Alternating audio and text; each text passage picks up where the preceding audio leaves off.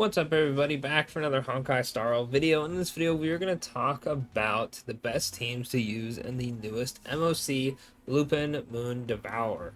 Now, you're going to look at Pule's weakness and go, this is one of those MOCs where technically it comes out a bit earlier than it should, because I feel like this is definitely, like, they want you to use Phanon for that one, right? But regardless, though, it still is pretty useful for a bunch of units we have out right now, right? So, the passive on this one is after the ally character in position 1 uses their ultimate, both they and their Memo Sprite will gain Memory Imprint, lasting for 1 turn. Damage dealt by targets with Memory Imprint increased by 40% and adds 2 hits per action to Memory Turbulence up to 10 hits. At the start of each cycle, Memory Turbulence deals 1 instance of true damage to a random enemy target with each hit per action. So pretty much you get a damage boost and you get a bunch of damage at the end of a cycle. Pretty good, right? This can help, obviously, if you're clearing a bit slower, just getting extra damage in so you can start like the cycle with the phase transition or whatnot, right? This will also work with Phanon's like transformation ultimate thing, right? Because it lasts for 1 turn, but like all his buffs are like permanent inside his funny mode, right? So it's helping out Memo Sprites and it's helping out him. Now let's go over to the little tier listing I have going here. Now, full disclaimer on this one, it's been a while since I've used a bunch of units to see how they fare. So this is technically my least confident one I've done in a while. Definitely have to go through. Like, I'm very curious on how the break units are going to act in this one, right? Because it has been quite a bit. So if I put some characters in can work and you just, use them yourselves and they just can't work, bro, I apologize, right? But definitely this MOC, I'm going to have to sit down and really just throw a bunch of teams at it to get a refresher on how the power is for certain teams, because, HP inflation, go crazy, they get more HP, whatnot, can't clear as fast, but for most of these units, it should be absolutely fine, right? Now, first things first, we gotta put every character in meta. These characters are pretty much just your sustain supports and whatnot. And yeah, that's pretty much all there is to it, right? These characters are going to be good really no matter what, just because that's just how they are, right? Characters like Venturine for follow-up, Woho for like Aglia, Herda, just a sustain in general. Gallagher's really good with like Castorus and all them. Tribby's just universally really good. Hyacinth's like the best healer in the game. Like, obviously they're gonna be in meta regardless of who they're fighting. They don't really care. They'll just do what they normally do.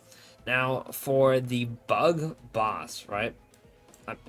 Let's just get it out of the way. Herda is, I love Herda, but good lord, is she shilled in just about every single content to ever exist. Like, like, when was the last time we had an enemy that wasn't weak to ice? Right? Like, can y'all even remember a time? Like, I swear it's every single, like, MOC, APOC, like, you're always using Herda, right? I didn't use Herda to clear this time, right? Just because I love her, but I wanted to use the other teams, right? But man, they love shilling Herda, right? Honestly, let's just knock out these right away. I'm gonna put Archer in can work. Saber and Phanon should absolutely shred this guy. The reason I put him in can work, because based off of his kit, alright, I need to see actual more gameplay of him than just like them showing off the animations and talking about it. But it's looking like he might really want Sparkle, and I don't know how bad his damage is going to fall off from not having a ton of skill points, which at the moment, like, Hanya's okay at it, I guess, but she's not really supporting you terribly much, right, compared to Sparkle. So I have to see how bad the not having Sparkle part of Archer is going to be, but he looks like he's going to be doing good damage. You just DPS down the main bug, call it a day, right?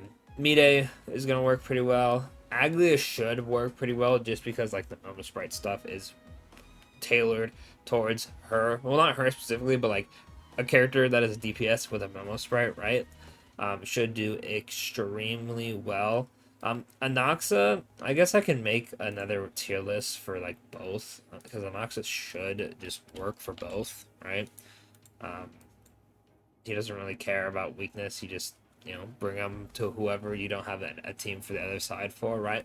Rappa is gonna be in can work because she's a break unit, and I've seen clears of people getting slow and slower with break teams, so I'm gonna have to jump in myself and see how bad it really is. But she should still get a decent clear, especially if you have like dupes and like Ron May, you have her like E1, or you have dupes in Fugue or Rappa herself or whoever it is. You should be just fine. Dupes make units way better, and you should have way more shelf life than if you didn't.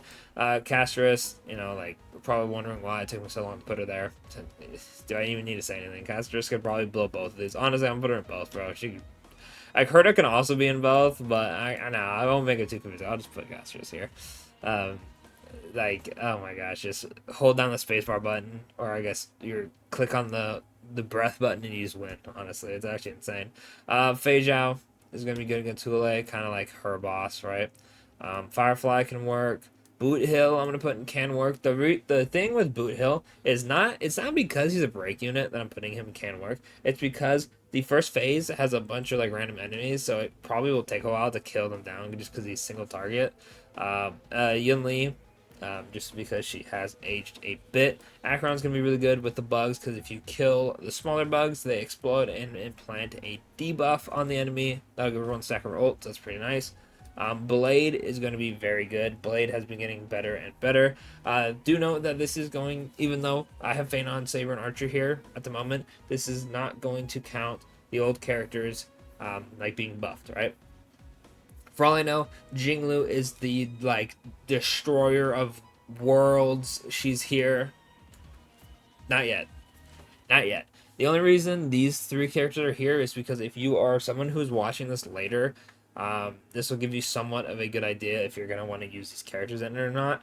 But if I put like Blade here, I just want to make sure people know that this is pre-buffed characters, right?